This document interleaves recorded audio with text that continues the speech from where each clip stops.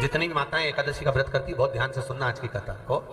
शायद जिंदगी में मिली ना मिली, और ये कथा का रिश्ता तो बहुत ध्यान से सुनना, ध्यान से। स्कंद पुराण यहाँ तक कहती है कि इस कथा के चरित्र को जो श्रवण कर लेता है उसको 26 एकादशी करना भी नहीं पड़ती। इस एकादशी की केवल ये कथा सुनकर ही वो तर जाता है। बहुत ध्यान से सुनना इसको, कथा तो बड़े भाव से सुन लो। सबसे पहला नियम एकादशी व्रत का, सबसे पहला नियम है कि आप जिस दिन व्रत करो उसके एक दिन पहले भक्ति का संचार इस हृदय में करो। भक्ति का संचार इस हृदय में कर लीजिए। जिस दिन आप व्रत करो, जैसे एकादशी का व्रत कर रहे हो तो दशमी के दिन शाम का समय जब आवे, रात्रि जब होने लगे, शाम का समय आवे और रात्रि का आप जब भोजन ग्रहण करो तो उस भोजन में कोई ऐसा पदार्थ ग्रहण मत करिए जिस पदार्थ के कारण आपकी एकादशी बिगड़ गया। कोई बेकार भोजन में ग्रहण नहीं करना, श्रेष्ठ भोजन ग्रहण करिए दशमी। और एकादशी का दूसरा नियम बहुत ध्यान से सुनिएगा। जिस दिन आपकी एकादशी का व्रत हो उस दिन प्रयास करिएगा कि अपने हाथ से किसी भी वृक्ष की कोई पत्ती टूटे ना। अपने हाथ से किसी भी वृक्ष की, पौधे की, किसी भी वृक्ष की पत्ती अपने हाथ से ना टूटे। बहुत ध्यान दीजिएगा महाराज। एकादशी का यह दूसरा नियम है कि अपने हाथ से किसी पौधे की, किसी वृक्ष की, किसी डाली की कोई पत्ती टूटे ना। कितना सुंदर व्याख्यान कहा है, कितना सुंदर वर्णन है महाराज कि मात्र एकादशी का व्रत कर लेने पर, मात्र एकादशी का व्रत कर लेने पर जो पूर्व में किया गया हमारा पाप कर्म है, हमने किसी जीव की हत्या करी है, हमने किसी को कष्ट प्रदान करा है, हमने किसी को अपशब्द कहा है, हमने किसी को ताने दिए, हमने किसी को आड़ा टेढ़ा कहा है, हमने किसी को गालियां दे दी है, मात्र एकादशी का व्रत ही कर लेने पर ये सारे जो दोष हैं वो समाप्त हो जाते हैं।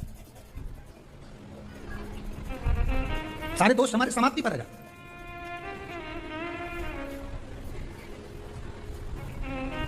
अब एक विचार करिएगा थोड़ा सा अपने मन में, अपने चित्त में, अपनी वृत्ति में एक बात उतारिएगा।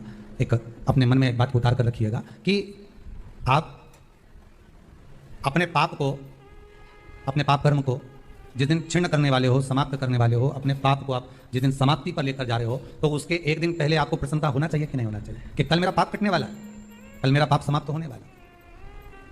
जो मैंने पाप कर्म करा है वो समाप्त होगा, जो मैंने पाप कर्म करा है वो कल समाप्त हो जाएगा। तो एक दिन पहले आपके चेहरे पर प्रसन्नता होगी ना हो,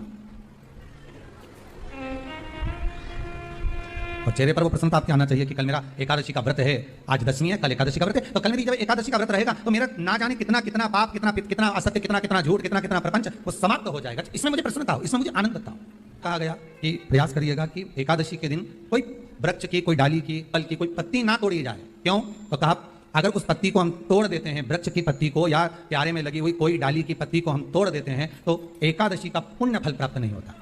एकादशी का कोई फल हमारे खाते में नहीं जाता, पुण्य फल प्राप्त। दो चीजों को याद रखिए, गौदान और एकादशी। श्रीमद वल्लभाचार्य जी ने मायावत का खंडन करा था जगन्नाथपुरी में, और श्रीमद वल्लभाचार्य जी ने कहा था एकादशी मरने के बाद मत दो, एकादशी जीते जी दो। कहा था कि नहीं कहा था? जीते जी दान करिए। इसलिए जगदीश में, जगन्नाथपुरी में एकादशी उल्टी लटकी हुई है। करें अपने दर्शन, जगदीश में एकादशी उल्टा लटकाया। क्यों? क्योंकि वल्लभ ने कहा कि एकादशी जीते जी दो। कई पंडितों कहते हैं तुम्हारे दादाजी मर गए, जब 12वें का दिन होता है ना तो पंडित जी संकल्प चढ़ाते हैं, दो एकादशी। बड़े बेटे ने 5 दे दी, छोटी बहू ने 3 दे दी, उसने 2 दे दी, उसने 2 दे दी, तो क्या तुम्हारे दादाजी भिखारी थे जो तुम्हारी एकादशी लेकर जाएंगे? और तुम कौन होते हो दादाजी को एकादशी देने वाले? तुमने कौन सा इतना पुण्य कर लिया जो तुमने एकादशी दे दी? एकादशी के दान की महत्वता श्रीमद वल्लभाचार्य जी ने कहा कि कोई व्यक्ति अगर खटिया पर सड़ रहा है, पलंग पर तड़प रहा है, हॉस्पिटल में पड़ा हुआ है, तो निवेदन है कि उसको देखने जाओ तो अपनी करी हुई एकादशी में से 2 एकादशी का दान उसको तुरंत दे दो। क्यों? तो जिससे उसको मोक्ष मिल जाए, मरने के बाद नहीं। क्योंकि मरने के बाद तो 10वें के दिन, गरुड़ पुराण में लिखा है 10 दिन तक जीवात्मा घर की अटारी पे रहती है। कितने दिन? 10 दिन। 10 दिन के बाद जीवात्मा चली जाती है। कहां जाती है? उसको जहां जाना है। 3 दिन में उसको भोग भोगना पड़ता है जीवात्मा को। 3 दिन नरक का भोग भोगती है, उसके बाद स्वर्ग का भोग भोगती है। 18 दिन में ये प्रोसेस पूरी हो जाती है। कितने दिन? 18 दिन। 18 दिन के बाद में उस जीवात्मा को धान के खेत में पटका जाता है। किसके खेत में? धान के, चावल के खेत में। इसलिए कहते हैं एकादशी के दिन चावल मत खाओ। कहते कि नहीं कहते? और क्या कहते हैं? द्वादशी के दिन चावल खाना जरूरी है। एकादशी का पालना करना है तो द्वादशी को चावल का एक ग्रास खाओ, तब द्वादशी को चावल खाओगे तो एकादशी लगेगी। चावल नहीं खाओगे तो एकादशी नहीं लगेगी। द्वादशी को चावल खाना जरूरी है। क्यों कहते हैं? क्योंकि धान के खेत में जीव को छोड़ा जाता है, उस धान के खेत में, चावल के खेत में जीवात्मा रहती है। उसको चिड़िया खाती है तो चिड़िया के रूप में जन्म लेता है, मनुष्य खाता है तो मनुष्य के रूप में जन्म लेता है। इसलिए एकादशी के दिन चावल नहीं खाया जाता, क्योंकि एकादशी के दिन हम चावल खाएंगे तो जीव हत्या का दोष लग जाएगा।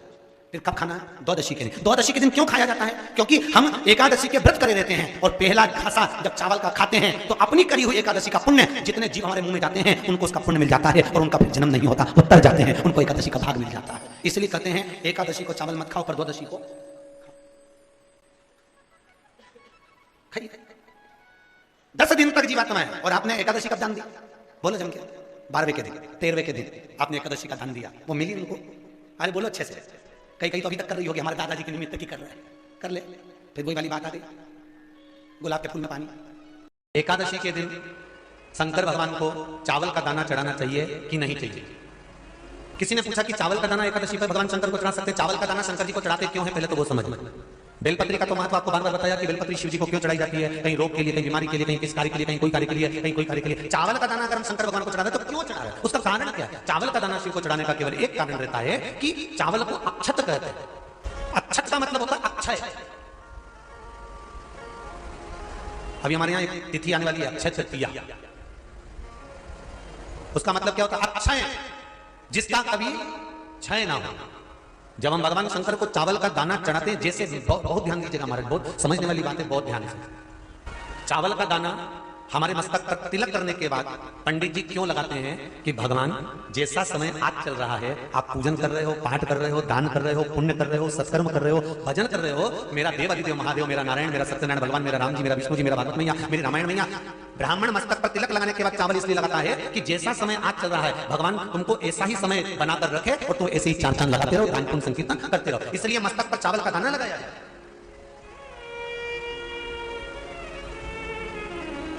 कोई मर जाता है, मरने के बाद जब तक पगड़ी नहीं होती तब तक माथे पर तिलक चावल का दाना लगाया जाता है। जम के बोलो जरा, नहीं लगाते।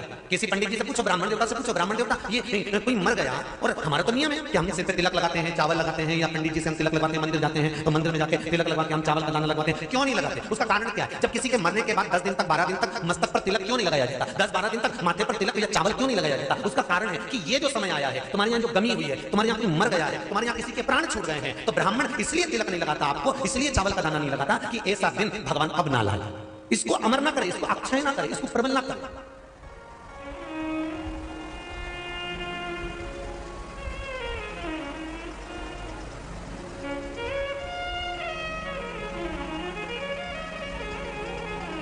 और जब चावल का दाना, तो यहां शिव महापुराण की कथा करी, चावल का दाना हम शिव जी को क्यों चढ़ाते हैं, भगवान को क्यों समर्पित करते हैं, भगवान की पूजन में अक्षत क्यों समर्पित करते हैं, चावल क्यों समर्पित करते हैं, उसका कारण क्या है? तो कहा आज मैंने जब चावल का दाना आपको समर्पित करा है, जिस भाव से, जिस विश्वास से, जिस श्रद्धा से, जिस मन से मैं आपको रिझा रही हूं, हे भोलेनाथ मेरी ये मनोकामना पूर्ण कर, इसको अक्षय कर देना, इसको अमर कर देना, बस इतनी कृपा आप कर। किसी ने पूछा एकादशी के दिन चावल चढ़ाए कि नहीं चढ़ाए, तो यहां तो सीधी सीधी बात है, बीमारी देखकर थोड़ी ना आती है कि नवरात्र चल रहे हैं कि सावन का सोमवार चल रहा है, बीमारी तो बीमारी। तुम चावल मत खा। तिरुपति कौन कौन गया? हाथ उठाओ, ठीक है। जगन्नाथ जी कौन कौन गया? हाथ उठाओ, हाँ ठीक है। द्वारका जी कौन कौन गया? हाथ उठाओ, ठीक है। बद्रीनाथ कौन कौन गया? हाथ उठाओ, ठीक है। एकादशी के दिन कभी तुम बद्रीनाथ चले जाओ, एकादशी के दिन तुम द्वारका चले जाओ, एकादशी के दिन तुम तिरुपति चले जाओ, एकादशी के दिन तुम जगन्नाथ चले जाओ, एकादशी के दिन तुम्हारी मर्जी पड़े भगवान के किसी धाम में चले जाओ और भगवान को भोग लगाओ और उनकी थाली को झांक कर देखना, उसमें चावल जरूर मिलेगा, उसमें ऐसा नहीं है कि चावल नहीं मिलेगा। बद्री नारायण में भगवान को चावल का भोग लगा हुआ मिलेगा, द्वारका में चावल का भोग लगा हुआ मिलेगा, आपको जगन्नाथ में चावल का भोग लगा हुआ मिलेगा, तिरुपति में मिलेगा, द्वारकाधीश में मिलेगा, नाथद्वारा में मिलेगा, सावरिया सेठ में मिलेगा, काकरोली जी में मिलेगा। आप जहां जाओगे वहां पर एकादशी के दिन भगवान को चावल आएगा, क्योंकि भगवान के लिए परहेज नहीं है। जो काम में डूबा हुआ है, जो आसक्ति में डूबा हुआ है, जो लोभ में डूबा हुआ है, जो वासनाओं में डूबा हुआ है, जो तृष्णा में डूबा हुआ है और जो माता के गर्भ से जन्म लिया है, एकादशी के दिन चावल उसको नहीं खाना। अब हमारे यहाँ तो कहावत में कहते हैं, राम जी की जब स्तुति गाते हैं तो कहते हैं भय प्रगट, आती है आप लोगों को एक लाइन आती होगी, गाओ जरा। भय प्रगट दीन कौशल्या। अब रामचरितमानस में कहा भय प्रगट कृपाला, प्रगट मतलब एकदम सामने आ गए, यहां लिखा है वेदा भय लाला। अगर तुलसीदास जी लिखते तो जन्म लिया होता राम जी ने तो तुलसीदास बाबा लिख देते कि पैदा भय, माता के गर्भ से इनका जन्म हो। नहीं नहीं नहीं, यहां कहा भय प्रगट कृपाला दीन कौशल्या, यहां प्रगट। एकादशी के माता पिता कौन है? सबसे पहले एकादशी का व्रत किसने रखा था? एकादशी का जन्म स्थान कहां है? दुनिया के लोग बहुत प्रश्न करते हैं राम जी अयोध्या में हुए थे, भगवान कृष्ण मथुरा में हुए थे, तो एकादशी कहां हुई थी? तो उसको बताना तो पड़ेगा कहां हुई थी। उसमें हमने वर्णन किया कि एकादशी के माता पिता कौन है, एकादशी का व्रत सबसे पहले किसने स्टार्ट किया, एकादशी का जन्म कहां हुआ, एकादशी को क्यों चावल नहीं खाते, एकादशी के दूसरे दिन चावल का दाना खाना क्यों जरूरी है, कौन सा तीर्थ है जहां एकादशी को उल्टा लटका दिया। एक एक चीज का वर्णन स्कंद पुराण सब चीजों का वर्णन कर देते प्रत्येक। तो यहां जो वर्णन आया कि आप मनुष्य जो माता पिता के गर्भ से, माता के गर्भ से जन्म लिया हो, संसार में जिसका जन्म हुआ हो और मृत्यु लोक में गर्भ की कैद में रहने के बाद जन्मा हो, उसको एकादशी के दिन चावल नहीं खाना चाहिए। महाराज पर यहां शास्त्र ये नहीं कहता कि भगवान को चावल नहीं चढ़ाना चाहिए। यहां शास्त्र कहता है आप शिव जी को चाहे एकादशी हो, चाहे द्वादशी हो, चाहे प्रदोष हो, चाहे पूर्णिमा हो, चाहे अमावस्या हो, चावल का दाना आप भगवान शिव को समर्पित कर सकते हो और ज्यादा नहीं। शंकर कभी ये नहीं कहते कि मुझे बहुत सारा चढ़ाओ। शंकर जी की कथा कहती है कितना, मात्र एक चावल का दाना। हमको उनसे भी कहेंगे जो लोग कहते हैं ना कि हम आज हमारा सावन का महीना है तो आज हमें भगवान को 1.25 लाख बेलपत्र चढ़ाएंगे, तो कोई कहता हम 1000 बेलपत्र चढ़ाएंगे, तो कोई के हम 5000 चढ़ाएंगे, कोई के हम 50,000 चढ़ाएंगे। मेरा निवेदन केवल इतना है, तुम तो एक चढ़ा। और ये भी जरूरी नहीं है एक बेलपत्र भी कब चढ़ाई जाती है शंकर भगवान को, जब तुमने किसी एक बेलपत्र का पेड़ लगाया होगा और वो पेड़ बड़ा हो गया होगा, तब तुम हकदार बनते हो कि किसी के पेड़ की बेलपत्र तोड़कर शिव को चढ़ाई जाए। एकादशी के दिन बन सके एक बेलपत्र, उस बेलपत्र के मध्य भाग में बीच वाली पत्ती पर लाल चंदन और दोनों पत्तियों पर पीला चंदन, नीचे वाली दोनों पत्तियों पर पीला चंदन, बीच वाली पत्ती पर लाल चंदन और दोनों पत्तियों पर पीला चंदन। और इसी बेलपत्र के साथ में जो लाल चंदन वाला जो पत्ती है उस पर एक श्वेत पुष्प, सफेद पुष्प रखकर आप अपनी कामना कर कर, जब आपको जल चढ़ाते चढ़ाते 3 महीना, 4 महीना, 5 महीना, 6 महीना आपके हो जाए और बाबा देवाधिदेव महादेव को जल चढ़ाते चढ़ाते समय बीत जाए, तब बाबा से अपने दिल की बात कहने के लिए लाल चंदन, सफेद पुष्प, पीला चंदन दोनों पत्तियों पर अपने हाथ में लेकर कामना कर कर अशोक सुंदरी वाली जगह पर जब हम उसको समर्पित कर, अशोक सुंदरी वाली जगह पर ये शिवलिंग जलाधारी और उसके सामने का जो भाग है उसके मध्य भाग में अशोक सुंदरी का स्थान, बस इसी स्थान पर बेलपत्र और श्वेत पुष्प, बीच वाली पत्ती पर लाल चंदन, आसपास की पत्तियों पर पीला चंदन और वो शिवलिंग की सम्मुख में जो अशोक सुंदरी का स्थान है वहां समर्पित कर उस स्थान। ये रोज नहीं करना, फिर ध्यान देना, कभी कभी 4-6 महीने निकल जाए, 8 महीने निकल जाए, 3 महीने निकल जाए, 5 महीने निकल जाए उस स्थान। और ये हमने एक बार नहीं बताया, इसको पहले भी वर्णन कर सकते। एकादशी के दिन गंगा के जल में मात्र 7 बेलपत्री डालकर जो नंदीश्वर भगवान अर्थात जो शंकर जी के शिवलिंग के सामने नंदी होता है, उस नंदी के चरण पर गंगा का जल चढ़ाकर बेलपत्री शिव पर समर्पित कर देता है, उसके घर में रुपया रुकना चालू हो जाता है, फिर वो गलत जगह पर नहीं जाता, गलत स्थान पर वो धन जाएगा ही नहीं। बेटा अगर व्यसन में पड़ा हुआ है, मदिरापान में पड़ा हुआ है, मांसाहार में, जुए आदि में जा रहा है, तुम्हें लग रहा है कि मेरा बेटा गलत मार्ग पर जा रहा है, ये मित्र दोस्ती गलत हो रही है, वो सही जगह पर आ जाए तो हो रही है। 30,000 रुपये महीना, 40,000 रुपये महीना कमा कर लेकर भी आ रहा है, कमाई तो आपकी हो रही है। 30-40 हज़ार रुपये महीना आप कमा रहे हो, 50,000 रुपये महीना, 1 लाख, 2 लाख, 4 लाख रुपये आप कमा भी रहे हो, पर आया और चला गया, उसका क्या करोगे?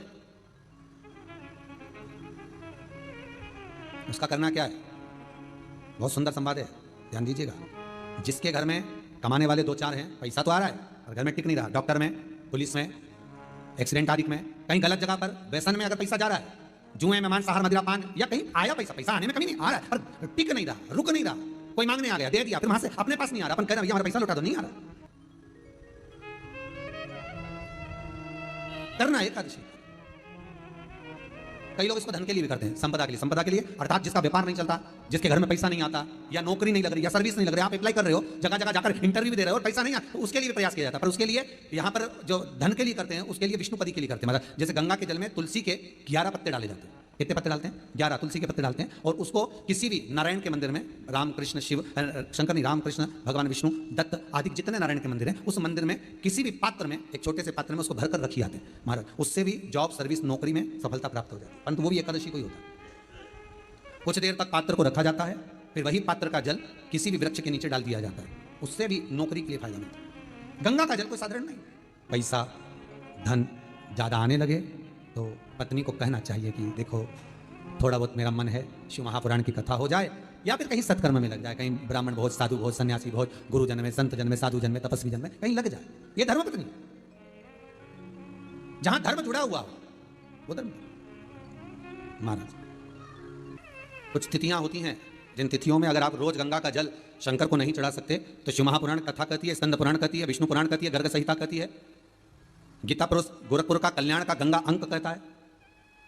ये कुछ तिथियां भारत की भूमि पर ऐसी वर्णित है जिन तिथियों में भी गंगा का जल हम शिव को अगर एक बूंद भी समर्पित कर रहे हैं, गंगा का जल मात्र एक आधी चम्मच भी, आचमन जितना भी अगर हम शिव को समर्पित कर रहे हैं तो उसका सुख आनंदित है। जैसे पंचमी तिथि, नवमी तिथि, दशमी तिथि, एकादशी, प्रदोष, पूर्णिमा, अमावस्या, ये तिथियां हमारे यहाँ जो दी गई हैं, इन तिथियों में अगर हम गंगा का मात्र थोड़ा सा जल भी अगर जल के पात्र में डालकर गंगा जी का जल थोड़ा सा भी शिव के पास लेकर जा रहे हैं तो ये एक भाव अपने भीतर होना चाहिए कि आप केवल गंगा का जल साधारण शिव मंदिर में समर्पित नहीं कर रहे हो, आप गंगा का जल भले अपने घर से लेकर जा रहे हो, थोड़ा सा भी जल ले जाकर अगर शिव को समर्पित कर रहे हो तो तुम्हारे भीतर यह भाव होना चाहिए कि मैं गंगोत्री से जल भरकर सीधे रामेश्वर में ले जाकर गंगा के जल को समर्पित कर रही हूँ श्रावण के महीने में या अन्य महीने में आप शिव को समर्पित कर रहे हैं। यह आपके भीतर एक भाव उत्पन्न होना चाहिए। एक बात आपको कही थी गुरु महिमा में कि घर से जब निकला करो ना तो भगवान देवाधिदेव महादेव का नाम लेकर श्री शिवाय नमस्तुभ्यम, घर से जब निकलो कोई कार्य के लिए जा रहे हो तो आप श्री शिवाय नमस्तुभ्यम का स्मरण कर जाइए, आप किसी काम के लिए आगे बढ़ रहे हो श्री शिवाय नमस्तुभ्यम का स्मरण कर जाइए। जिस समय आपके मुख से श्री शिवाय नमस्तुभ्यम का स्मरण हो जाए या शिवलिंग का स्पर्श हो जाए या शंकर का अनुमोदन कर ओम नमः शिवाय बोलकर या राम बोलकर, कृष्ण बोलकर, शिव बोलकर, आपके भीतर जो रमा हुआ है, आप राम को मानते हैं आप राम को माने, हम मना नहीं करेंगे, आप कृष्ण को माने तो कृष्ण को माने, हम मना नहीं करेंगे, आपका दिल जिससे लगे, आपका चित्त वृत्ति जिससे लगे